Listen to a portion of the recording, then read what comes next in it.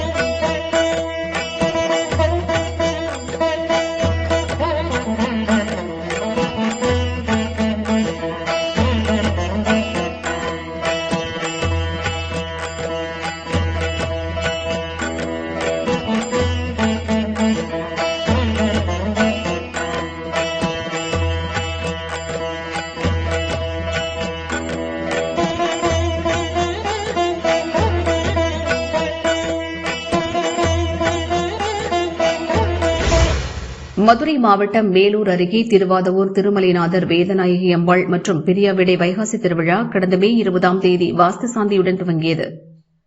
மே 21ஆம் தேதி கொடியேற்றம், மே 25ஆம் தேதி பஞ்சமூர்த்திகளுடன் சுவாமிகள் மேலூருக்கு எழுந்தருளும் மாங்குட்டை திருவிழா வெகு விமரிசையாக நடைபெற்றது. தொடர்ந்து நேற்று திருக்கல்யாணம், இன்று தேரோட்டம் நடந்தது. விழாவில் திருவாதவூர், மேலூர், உலகு பிச்சன்பட்டி உள்ளிட்ட கிராமங்களைச் சேர்ந்த 1000க்கும் மேற்பட்ட பக்தர்கள் தேரை வடம் பிடித்து இழுத்து பக்தி பரவசமடைந்தனர். நாளை கொடியிறக்கத்துடன் திருவிழா நிறைவு பெறுகிறது. விழாவிற்கான ஏற்பாடுகளை இணை ஆணையர் சுரேஷ், உதவி ஆணையர் லோகநாதன், அறங்காவலர் குழு தலைவர் ருக்குமணி, பேஸ்கா ஜெயபிரகாஷ், கணக்கர் சீனிவாசன் உள்ளிட்டோர் செய்திருந்தனர்.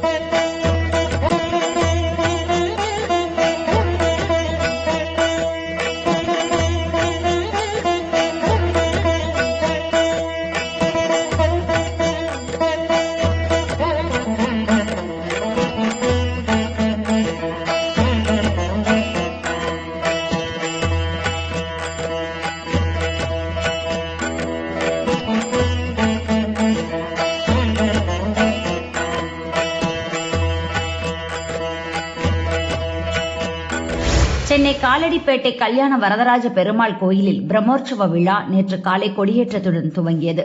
ஜூன் 11ஆம் தேதி வரை நடைபெறும் பிரம்மோற்சவ விழாவின் 2ஆம் நாளான இன்று காலை அலங்கரிக்கப்பட்ட அம்ச வாகனத்தில் கல்யாண வரதராஜ பெருமாள் எழுந்தருளினார். சுவாமிக்கு தீபாராதனை காட்டப்பட்டது. சுவாமி 4 மாட வீதிகளில் உலா வந்தார். பக்தர்கள் சீனிவாசா கோவிந்தா என பக்தி பரவசத்துடன் தரிசனம் செய்தனர்.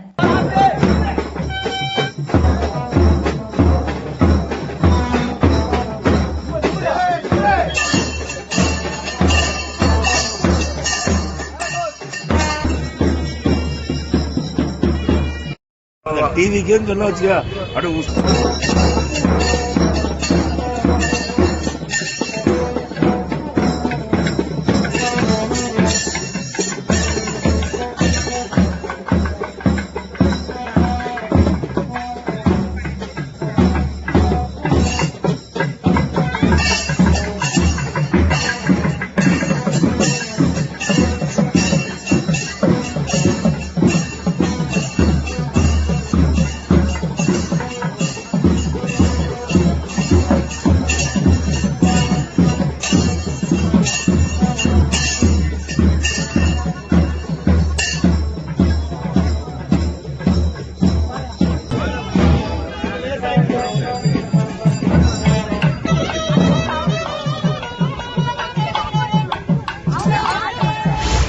சிவகங்கை மாவட்டம் சாலை கிராமம் அருகே வடக்கு காவனூரில் பொன்மணி விநாயகர் கோயில் கும்பாபிஷேக திருப்பணிகள் நிறைவு பெற்றது. தொடர்ந்து கும்பாபிஷேக யாக வேள்வி நேற்று முன்தினம் மாலை துவங்கி இன்று காலை பூர்ணாகுதியுடன் நிறைவு பெற்றது. புனித நீர் அடங்கிய கடங்களை சிவாச்சாரியார்கள் கோயிலை சுற்றி மங்கள மேளம் முழங்க ஊர்வலமாக கோபுர கலசத்திற்கு கொண்டு சென்றனர். வானில் கருடன்கள் வட்டமிட புனித நீரை கோபுர கலசம் மீது ஊற்றி கும்பாபிஷேகம் வெகு விமரிசையாக நடைபெற்றது. பக்தர்கள் மீது புனித நீர் தெளிக்கப்பட்டது. சுவாமிகளுக்கு தீபாராதனை, சிறப்பு பூஜைகள் நடைபெற்றன. அன்னதானம் வழங்கப்பட்டது. விழாவில் சாலை கிராமம், வடக்கு காவனூர் சுற்றுவட்டார கிராம பகுதிகளைச் சேர்ந்த ஆயிரக்கணக்கான பக்தர்கள் கலந்து கொண்டு தரிசனம் செய்தனர்.